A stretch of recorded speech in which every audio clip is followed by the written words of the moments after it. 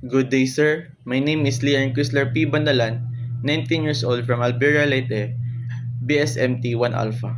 And this is my answer for the final examination.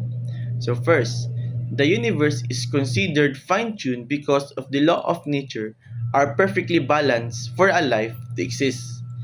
A simple example of this is a watch. If one gear is missing of this watch, it will not work properly. In the same way, if gravity or other forces in the universe were slightly different, life would be impossible.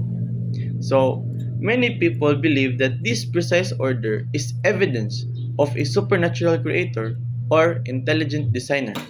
So, number two, some people object to the praise sex assigned at birth because they believe sex is biologically observed, not simply assigned. Science shows that the sex is mainly determined by chromosomes, hormones, and other reproductive organs, such as XX for the female and XY for the males. Doctors identify a baby's sex based on these biological traits at birth, although rare intersex conditions can make classification more complex. And that's all for my answer, sir. Thank you.